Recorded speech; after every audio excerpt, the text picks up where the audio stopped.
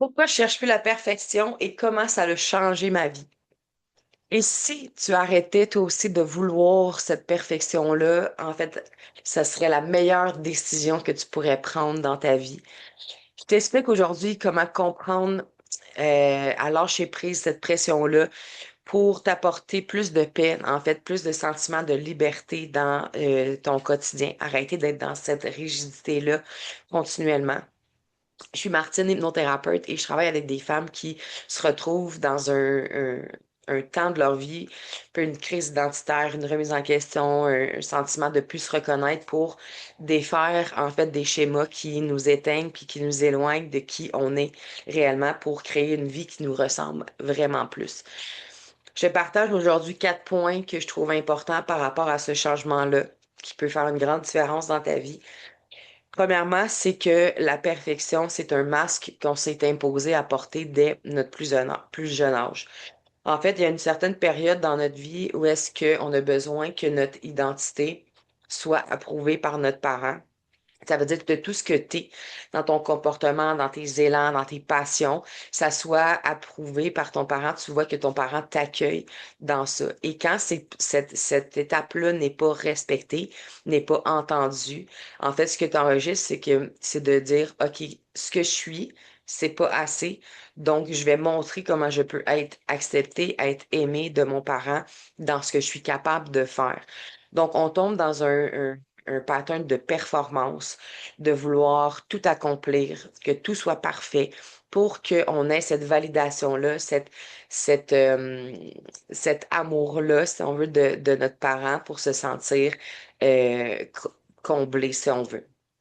Tout ce processus-là se fait inconsciemment, bien entendu, parce que c'est pas à l'âge de 3 4 ans que tu as conscience de ça, mais c'est réellement ça que ton inconscient enregistre, puis qu'aujourd'hui, tu te retrouves dans des performances de vouloir toujours faire plus, puis d'être tu deviens un peu même workaholic à vouloir toujours donner, donner, donner, donner plus, à t'en épuiser, parce que tu es toujours dans cette quête-là d'être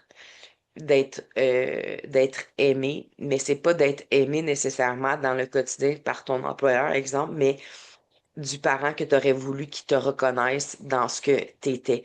Donc, c'est vraiment une façade, c'est comme un masque que tu portes depuis des années dans lequel tu es coincé et qu'à un moment donné, tu te reconnais plus parce que tu es épuisé d'être dans cette performance-là, dans cette perfection-là au quotidien sans fin.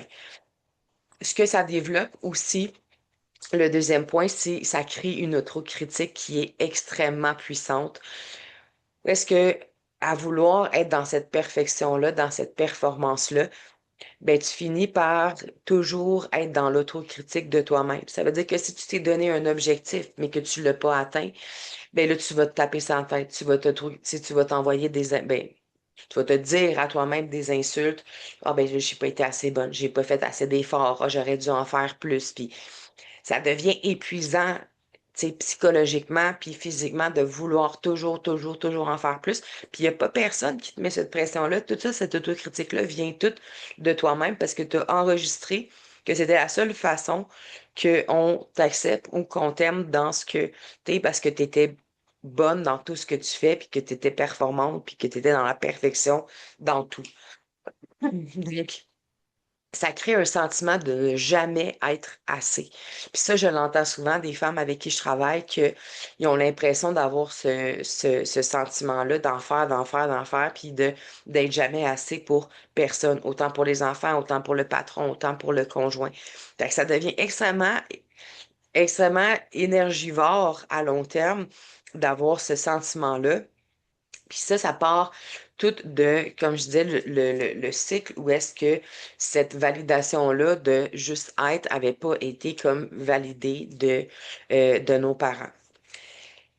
C'est quand on commence à percevoir ça, quand on commence à voir à accepter nos limites, à accepter nos imperfections, qu'il y a un lâcher-prise, en fait, qui se fait au quotidien, qui est beaucoup plus doux. Puis, c'est souvent, euh, tu sais, je dis à mes clientes d'être un peu plus dans la douceur. Puis je le répète parce que j'ai eu moi-même besoin de passer par là.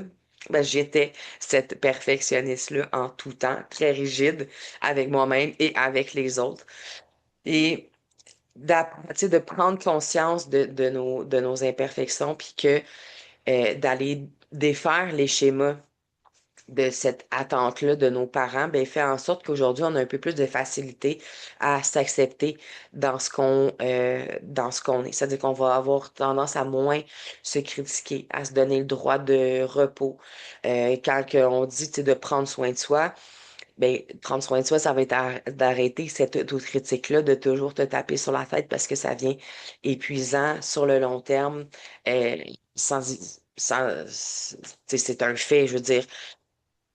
Si tu passes ta vie à toujours te demander plus en tout temps, quotidiennement, c'est sûr qu'à un moment donné, tu deviens épuisé.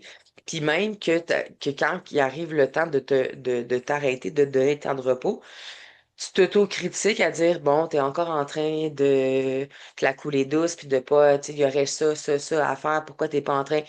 Hey, ça demande de l'énergie, mais ça devient épuisant continuellement, euh, de jour en jour. Donc, c'est vraiment d'aller défaire ça pour prendre conscience de ce pattern-là, pour arrêter de croire qu'on a besoin d'être dans cette performance-là pour être aimé, puis d'accepter qu'on a des limites, qu'on a besoin aussi de se reposer, puis de mettre un genou à terre, puis de repartir peut-être dans un jour ou deux pour autre chose.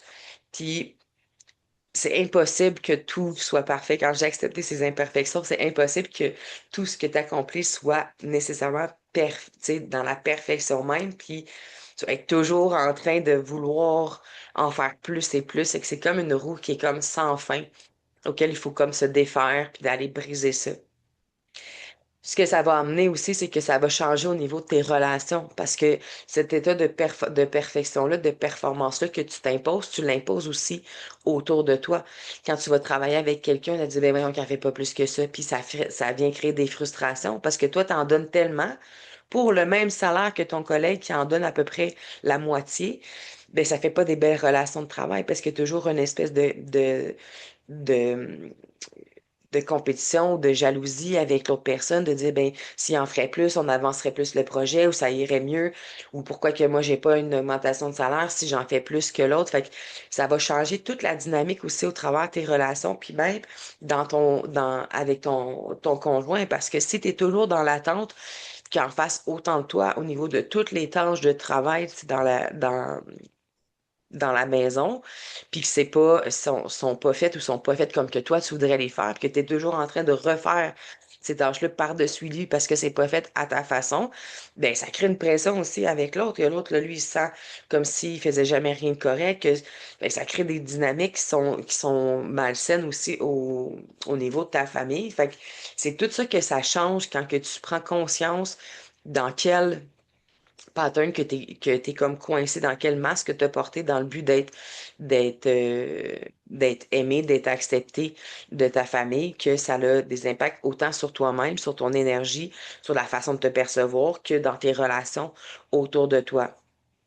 Fait que c'est la perfection, faut que tu comprennes que ça t'empêche vraiment d'être toi-même, puis de lâcher prise, ça va te permettre de retrouver une certaine liberté, une certaine paix, puis une authenticité avec ce que t'es, puis ce que tu as envie de faire aussi au quotidien, parce que c'est pas vrai que cette performance-là que tu t'imposes, tu en as nécessairement envie à tous les jours. Donc, ça va vraiment changer ta dynamique à ce niveau-là. Si c'est un message qui t'interpelle, qui t'inspire un peu de dire, OK, je pense que je suis coincée dans cette dynamique-là, laisse-moi un j'aime sur le vidéo ou tu peux prendre aussi connaissance d'un guide gratuit que j'ai fait, que je vais laisser dans la description sous la vidéo, qui est c'est un guide émotionnel en fait, pour commencer à prendre conscience de ce que tu portes, des émotions que ça te fait vivre. Parce que clairement que quand c'est pas respecté, que les gens sont pas dans la même dynamique que toi, il y a de la colère qui peut venir de tout ça. Donc, c'est un petit guide avec des petits rituels pour juste prendre le temps de t'accueillir, de te déposer au quotidien qui peut t'aider peut-être avant de commencer un cheminement qui va être plus profond par rapport à tes dynamiques. Donc, je te laisse ça, puis je te dis à la prochaine dans notre prochaine vidéo.